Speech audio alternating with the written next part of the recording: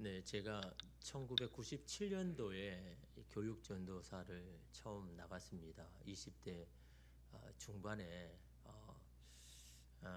기대도 있고 떨리는 마음도 있고 또 그런 마음을 가지고 우리 교육전도사를 했는데 그때 그 한 달 사례를 딱 하니까 25만 원을 이렇게 주시더라고요. 그래서 얼마나 감사한지 처음 제가 또 직장이라는 것 아닙니까? 가서 이렇게 처음 이렇게 봤는데 얼마나 감사한지 25만 원에 2만 5천 원 7조 내고 감사한금 내고 하니까 한 10몇만 원 이렇게 남았는데 그래도 그게 얼마나 감사한지 한지요. 하나님 앞에 얼마나 감사한데 근데 그래서 제가 교육전서 할 때 그 담임 목사님이 항상 하시는 말씀이 있어요. 그 회의 때마다 예배가 다 끝나고 이제 교육자 회의를 하면 항상 하는 말이 이런 겁니다. 꽁 잡는 게 매다.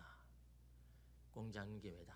우리 뭐 프로그램하고 뭘 해봐도 결과로 하는 거지. 결과를 내놔라. 자꾸 그런 말을 하시는 거예요. 이분이 그 대기업 다니다가 그만두고 이제 목회를 하다 보니까 그 세상에서 하는 어떤 이 성과주의 그게 이제 몸에 밴 겁니다. 그러니까 뭘 하면 투자를 했으면 결과가 나와야 되는 거예요. 많은 것을 하면 그만큼 아웃풋이 돼야 되는데 그게 중요하다는 겁니다. 그래서 뭐 아무리 열심히 네가 뛰어다녀 저래도 뭐 결과로 증명하니까 꽁 잡는 게 매다. 저는 그때 하도 많이 들어가지고 막 귀에 막 못이 박힐 정도로 그랬죠. 근데 20대 나이니까 뭡니까? 당신은 그렇게 말씀하세요. 저는 흘러보내겠습니다라고 이렇게 했는데 여러분 이 꽁 잡는 게 매다라는 게 뭡니까? 방법이 어떻든 간에 목적을 이루는 것이 가장 중요하다는 그런 말이잖아요.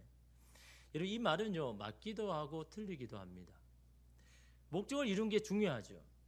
그렇지 않습니까? 목적을 여러분 이루기 위해서 열심히 살잖아요. 땀도 흘리고 여러 가지 일을 하는데 목적이 이루는 거 참 중요하죠. 근데 방법이 어떠하든지 상관없다라는 말은 맞지 않는 말이죠. 그것은 여러분 어떻게 보면 틀린 말입니다. 현실적으로 맞는지는 모르지만 그 방법으로 인해서 결국은 목적을 이루고서도 소중한 것을 잃을 수 있기 때문에 그래서 그게 안 맞는 겁니다. 소중한 것을 잃고 얻는 목적이 과연 무슨 의미가 있겠습니까? 소중한 것을 지키고서도 목적을 이루는 것이 가장 좋죠. 그러면요 방법도 선해야 되는 겁니다.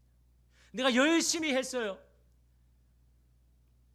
근데 소중한 것을 지키고도 목적을 이룬다면 얼마나 더 좋습니까? 그거는요 세상의 방법으로 안 되는 겁니다. 방법부터 선해야 되는 겁니다. 인간은요 어떤 것을 성취하고 이루어서도 그 자리에 누군가가 함께 해야 하고 그 성공을 축하해주는 누군가가 있어야 그것이 기쁨이 되고 의미가 있는 겁니다. 나는 막 성공했는데 주변에 아무도 없어요. 그걸 인정해 줄 수 있는 사람, 축하하는 사람이 아무도 없습니다. 그건요 그냥 자기 만족일 뿐인 겁니다. 의미가 없는 겁니다. 그렇지 않습니까? 다른 사람을 힘들게 하고 상처를 주면서 내 것을 이룬들 그것이 무슨 의미가 있겠습니까? 단지 자기 만족일 뿐인 거죠. 또한 목적을 위해서 수단과 방법은 상관이 없다고 여기는 것은요 목적에 문제가 있기 때문인 겁니다. 선한 목적이라면 그 과정이 선할 수밖에 없는 겁니다. 그렇게 하지 못하는 것은 우리 안에 이 조급함 때문 아닙니까? 지금 이 방법을 선택하지 않으면 안 될 것 같은 내 목적을 이룰 수 없을 것 같은 그런 조급함이 우리로 하여금 그런 선택을 하게 되는 거죠. 나의 욕심과 야망만을 위한 목적이라면요 우리는 늘 조급할 수밖에 없는 거죠. 어쩔 수 없었다, 다른 방법이 없었다라고 흔히들 말들 하지만요 선한 목적을 가지고 선한 마음을 가지고 함께 가기를 작정하면 그 방법과 기회는 항상 찾아오기 마련입니다. 조급하지 않고 기다리면요 그런 선한 방법, 기회 언제든지 우리 가운데 열려 있는 겁니다. 오늘 말씀은 예수님 그런 마음을 잘 말씀해 주고 있죠. 이제 본격적인 구원의 사역을 이루기 위해서 예루살렘에 가기를 작정하십니다. 51절에 보니까 예수께서 승천하실 기약이 차감해 예루살렘을 향하여 올라가기로 굳게 결심하시고 이 예수님의 굳은 의지와 뜻을 잘 말씀해 주는 본문이죠. 올라가기를 굳게 결심했다. 이제는 내가 이 예루살렘을 향하여서 나아가기를 내가 결정했다. 어떤 목적을 위해서 이렇게 하기로 결정했다라는 그런 말인 겁니다. 하나님의 뜻을 이루기 위해서 내가 예루살렘에 이제는 가겠다라고 말씀합니다. 예수님이 예루살렘에 가는 목적이 뭡니까? 목적이 중요하다고 했잖아요. 목적이 중요합니다. 과정이 여러분 중요하다고 목적이 또 안 중요한 게 아니죠. 목적이 중요합니다. 뭘 목적을 위한 거지? 예수님 지금 예루살렘에 왜 가십니까? 구원을 위해서 가시잖아요. 그러니까 그 방법도 뭡니까? 구원에 맞는 방법을 선택하는 겁니다. 그래서 여러분 사람은요 목적에 따라서 방법을 선택하게 되어 있는 겁니다. 어떤 목적을 정하느냐에 따라서 거기에 대한 방법과 여러분 과정은요 정해져 있는 겁니다. 예수님이 구원을 위해서 예루살렘에 가셨습니다. 그럼 그 방법도 어떻게 해야 됩니까? 세상의 방법은 안 되는 겁니다. 예수님이 마지막에 정치적인 왕으로 가셨다 그러면요 그 왕으로 되기 위한 세상적 방법도 얼마나 많겠습니까? 여러 가지 정치적인 뭐 또 활동 뭐 이런 것들이 많겠죠. 그러니까 예수님은 그걸 위해서 가는 게 아니잖아요. 구원을 위해서 가니까 예수님이 선택하신 방법이 뭡니까? 자기가 잡혀서 십자가에 죽어야 된다는 그 헌신과 희생을 결정하셨습니다. 왜 그럴까요? 목적이 구원이기 때문에. 구원을 위해서 누군가 희생해야 되니까. 누군가 여러분 죽어야 되니까. 그래서 그 목적을 이루기 위하여서 이런 방법이 잡히시고 고초를 당하시고 이러면 죽으신 이유가 바로 그거 아닙니까? 대가를 치르지 않고 희생하지 않고 구원이 일어나기 때문이 아니기 때문입니다. 하나님의 뜻과 목적은 반드시 이루어질 것입니다. 그러나 누군가의 희생과 헌신이 있어야 한다는 겁니다. 하나님의 뜻은 이루어지기를 바라면서 자신은 희생하지 않고 헌신하지 않는다면 그것은 맞지 않는 거죠. 가정이 화목하기를 바라면서 나는 헌신하지 않는다면 그것은 시작부터가 잘못된 거죠.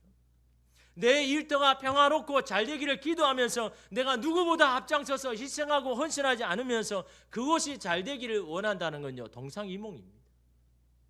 이 나라 이 민족에게 하나님의 나라가 임하기를 원한다면서 그리스도인 우리가 먼저 양보하고 손해보기를 자처하지 않는다면 그 소원은요 요원한 겁니다. 요한복음 12장에 보면요 누가 나옵니까? 마리아가 나오죠. 소중히 모아왔던 향유 옥합을 깨트립니다. 그리고 예수님의 발 앞에 붓죠. 그 모습을 보고 있는 가룟 유다가 뭐라고 이야기합니까? 왜 그런 비싼 향유를 낭비하느냐? 세상적으로 보면 맞는 거죠. 그 비싼 거를 팔아가지고 가난한 사람에게 나눠주면 얼마나 좋은 거냐. 근데 지금 그걸 낭비하느냐 그렇게 이런 말하죠. 그러나 그는요 마리아의 뜨거운 가슴에서 나온 사랑의 헌신을요 세상의 세속의 계산으로 헤아리고 있는 겁니다. 그래서 그냥 낭비가 아니잖아요. 그것은 거룩한 낭비인 겁니다. 그냥 낭비는요 아무것도 남기지 않지만 거룩한 낭비는요 열매를 남깁니다. 선한 열매가 항상 거기에 있습니다. 여인에게 기름은 어떻습니까? 삶의 기쁨이고 즐거움입니다. 향유 기름 한 방울 한 방울이 쌓일 때마다 그의 기쁨 즐거움도 커져갔습니다. 얼마나 소중한 겁니까? 힘들어도 이 향유를 쌓는 그 재미로 평생 살아온 게 이 여인에게 있어서 향유입니다. 그의 모든 겁니다. 그런 향유를 주님께 부은 것은 뭡니까? 나의 즐거움, 나의 기쁨은 이 향유가 아니라 주님이십니다. 그걸 여러분 고백하기 위한 거잖아요. 그러게 주님께 드리는 것은 나의 것은 주님은 나의 것은 전혀 아깝지 않습니다라는 그런 믿음의 고백으로 그 발 앞에 부은 겁니다. 여러분 우리는 말을 하기 쉽잖아요. 내가 주님을 사랑합니다. 주님을 위해서 하는 건 아무것도 아깝지 않습니다. 근데 직접적으로 헌신하고 희생하려고 하니까요 주저하죠. 이 여인은요 자기 인생의 모든 것을 그냥 주님께 부은 겁니다. 그만큼 내가 이것보다 주님을 더 사랑합니다. 더 주님을 소중히 여깁니다라는 그런 믿음의 여러분 증거 아닙니까?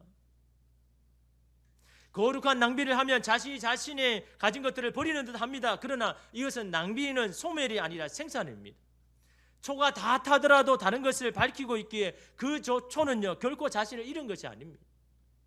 내가 은혜 받아서 하는 거룩한 헌신, 낭비는 나 혼자만의 문제가 아니라 가정을 살리고 교회를 살리고 이 사회를 살리는 초석이 여러분 된다라는 겁니다. 세상에서 가장 거룩한 낭비는 뭡니까? 바로 저와 여러분을 위한 자신의 가장 아끼는 독생자를 우리에게 주신 것, 그게 거룩한 낭비 아닙니까? 우리는 그 낭비, 그 사랑을 받은 존재 아닙니까? 그 낭비가 있어서 저와 여러분이 이렇게 구원이라는 열매를 맺어진 것 아닙니까? 세상의 경제 논리와 생산을 보면요, 주일 예배는요 낭비죠. 주일 오전 아침에 얼마나 꿀과 같은 시간입니까? 늦게 자든지 아니면 내가 가고 싶은 가고 얼마나 여러분 좋은 시간입니까? 그럼에도 불구하고 주일날 와서 예배도 드리고 봉사도 하고 이렇게 큰 낭비가 어디 있습니까? 그러나 여러분, 그것을 낭비라고 말하지 않지 않습니까? 주님 앞에 드리는 거룩한 낭비 아닙니까? 거기에는요 은혜라는 것, 하나님을 하나님으로 인정하는 그것이 여러분 열매가 남아있지 않습니까?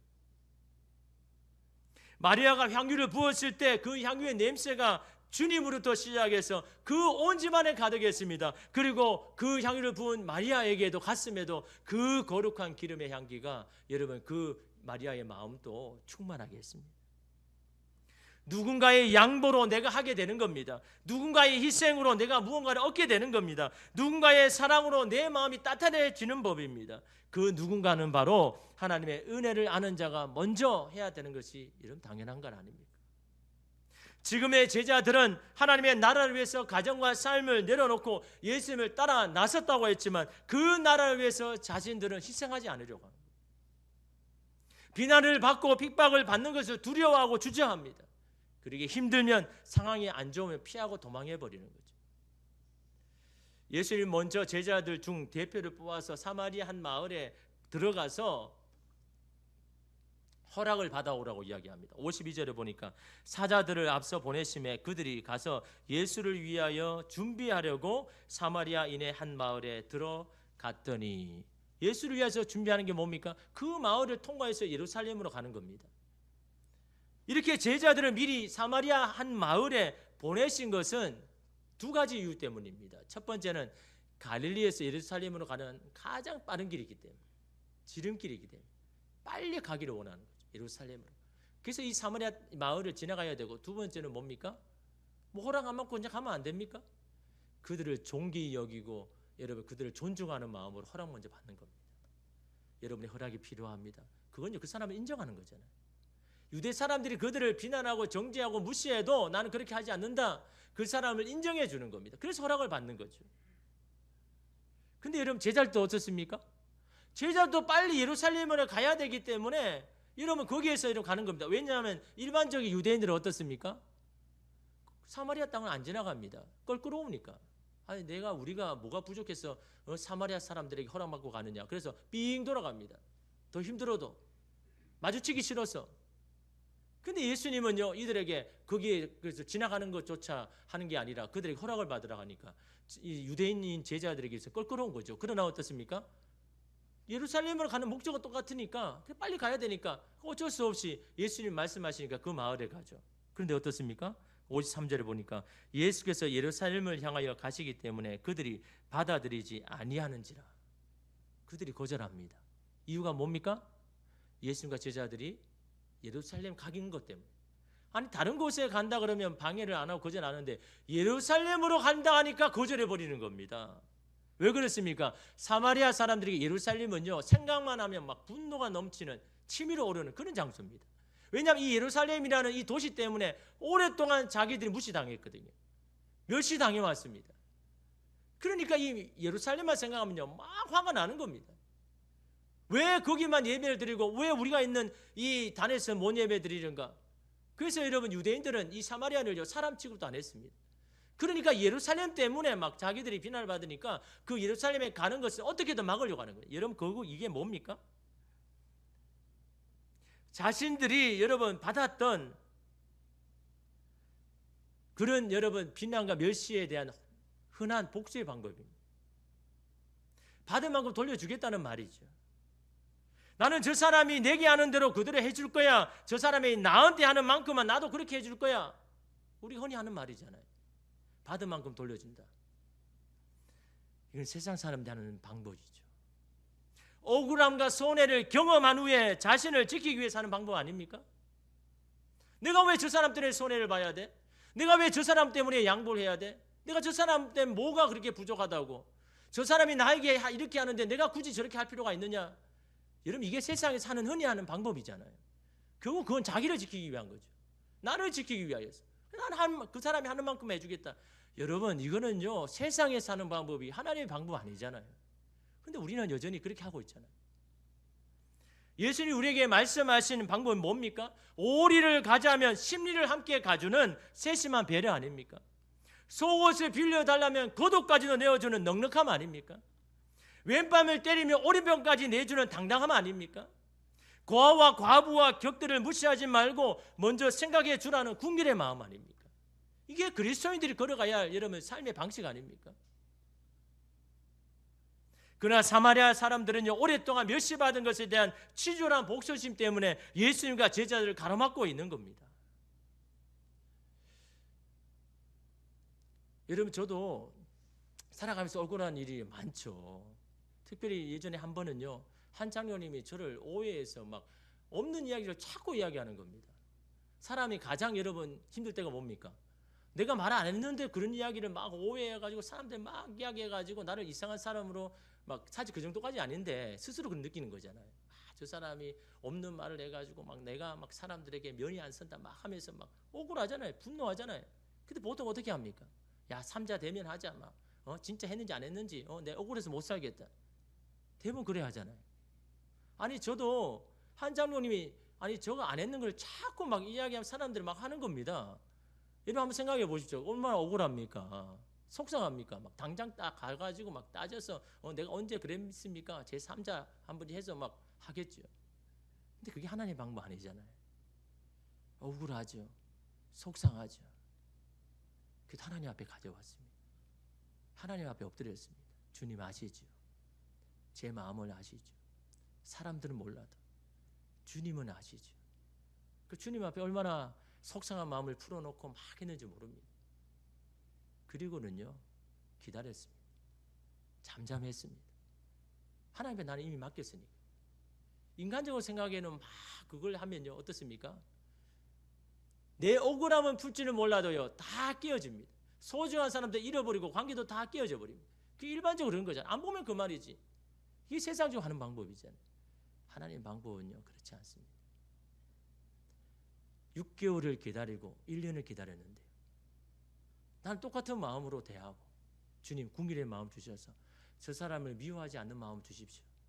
그 마음을 가지면서 계속 1년을 아무 일 없다듯이 했는데요 1년 지내니까요 이 장로님이요 저는 아무 말도 안 했는데 저를 도와주고 막 협력하는 자로 갑자기 마음이 바뀌었어요. 그래서 그분이요 저를 도와주셨습니다. 만약 제가 억울한 마음에 속상한 마음에 막 따지고 했다 그러면요 정말 소중한 사람을 잃어버리겠죠. 그래 주님 앞에 주님만 바라보면서 나의 억울함을 아시는 하나님, 나의 속상함을 아시는 하나님, 그 주님 앞에 여러분 다 안해드리고 잠잠히 기다리니까요 하나님이 하시는데요 하나님께서 모든 걸 다 풀어주시는 겁니다. 여러분 사람은요 우리의 억울함을 모를까요? 막 그걸 이야기할 때 여러분 그를 불구하고 여러분 그 마음을 참고 여러분 기다리면요 오히려 그 사람이 여러분 돌아오는 겁니다. 여러분 하나님께서 하시는 방법도 마찬가지잖아요. 제자들이 어떻습니까? 그 길로 가려고 그래도 내가 예수님 말씀하시니까 당신들을 인정하는 마음으로 허락받았는데 이 사마리아인들이 세상에 똑같이 막 거절하고 막 너희들이 우리한테 어떻게 했는데 내가 어떻게 들어가냐 막 그러니까 여러분 제자들이 어떻습니까? 그 반응을 받은 제자들이 54절에 보니까요 제자 야고보와 요한이 이를 보고 이르되 주여 우리가 불을 명하여 하늘로부터 내려 저들을 멸하라 하기를 원하시나이까. 갑자기 뜬금없이 하나님 불을 내려서 저들을 다 심판하기를 원하십니까? 라고 그런 이야기를 하는 겁니다. 아마 여러분 이 야고보 요한은요 우리의 아들이라고 하잖아요. 굉장히 성격이 급하고 다혈질입니다. 우리가 이렇게까지 당신들을 인정해 줬는데 아니 우리를 못 가게 한다고 이렇게 괘씸한 아마 예수님께 그런 말을 안 했겠습니까? 예수님 봤죠? 아무리 좋게 보려고 해도 역시나입니다. 사람은 절대로 안 변해요. 그래서 머리 검은 사람은 거두지 말라는 법이 왜 말이 있겠습니까? 아니 저 사람들은 은혜를 모르고 그래도 한 뿔에서 나왔기에 이해해 주려고 하는데 도저히 안 되겠습니다. 아마 그런 마음 아니겠습니까? 여러분 이야기 우리가 참 많이 할 때가 있잖아요.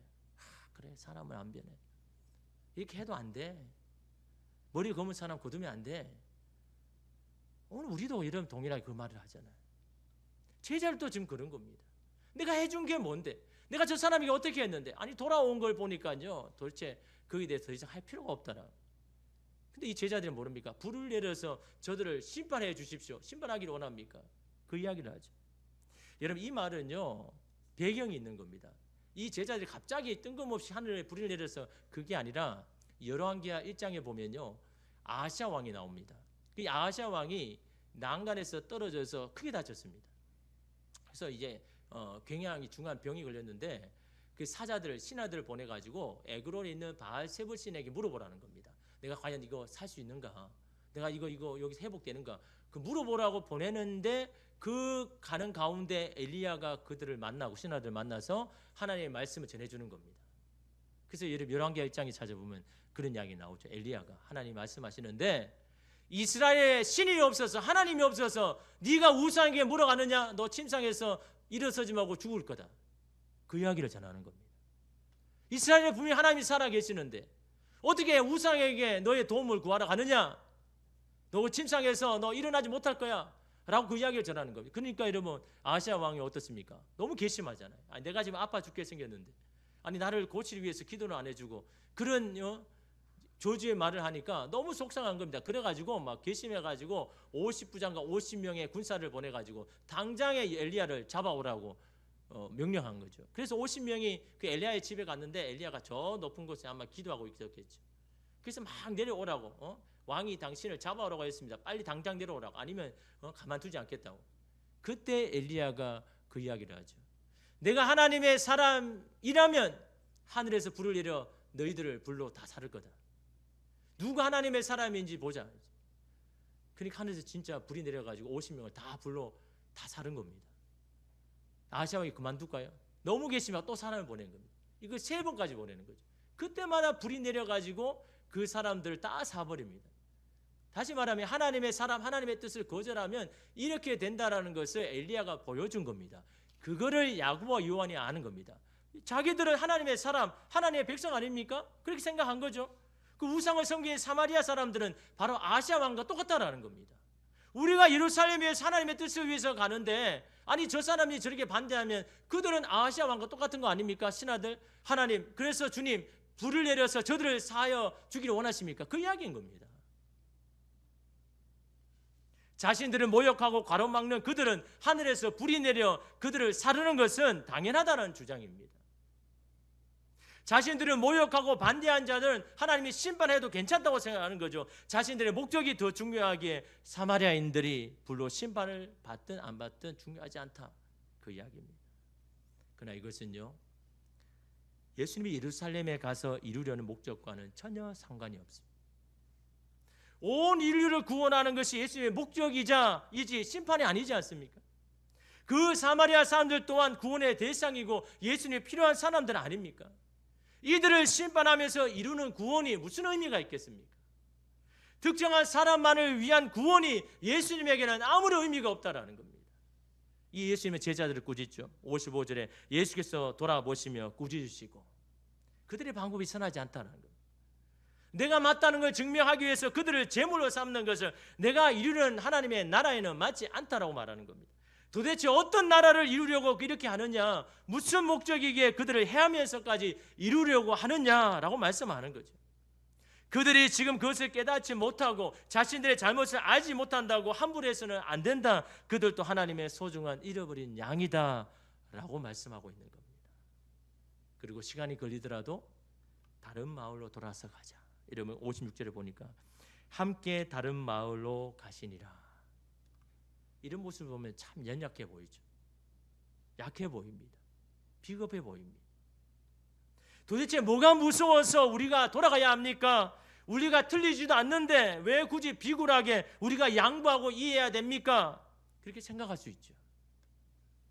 그러나 예수님은요, 그들이 무지해도 그들이 아직 깨닫지 못해도 함께 가기를 원하십니다. 조금은 더디고 늦어도 함께 가는 길을 선택하고 계신 겁니다. 맞는 길이 아니라 함께 가는 길입니다. 오늘 우리는 누구를 볼 때마다, 가정에서 볼 때마다 누가 틀리고 잘못하면 막 고치기를 원하죠. 막 말을 해가지고 당신 이거 잘못했으니 이거 고쳐라. 물론 말을 해서 교정이 되면 가장 좋은 방법이죠. 가장 빠른 길이죠. 그렇지 않습니까? 근데 여러분, 말로 해서 교정이 잘 됩니까? 말을 할 때 이미 우리의 감정이 들어가 있는 겁니다. 내 안에 이미 속상하고 막 그런 마음이 막 내 속상한 마음이 있기 때문에 막 말 속에 그 감정이 들어가는 거죠. 당신 너 이것 때문에 문제야. 당신 이거 고쳐야 돼. 왜 이렇게 막 말하죠? 그 말이 고치 들릴까요? 그 사람에게는요, 비수처럼 꽂히는 겁니다. 마음의 상처를 받는 겁니다.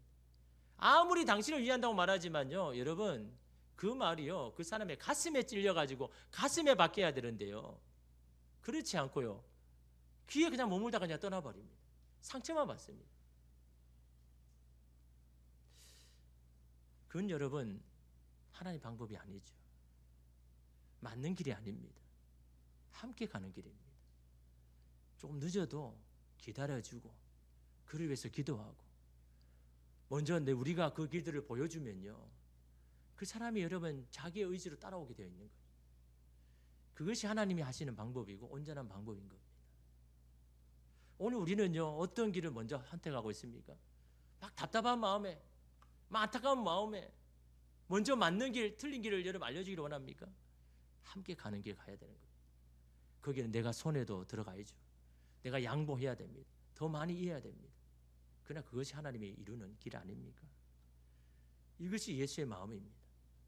예수께서는 먼 길로 돌아가는 비효율적인 방식을 택하셨고 폭력이 아닌 평화의 길을 선택하셨습니다. 그것이야말로 삶의 참된 방식이고 구원의 방식이기 때문입니다.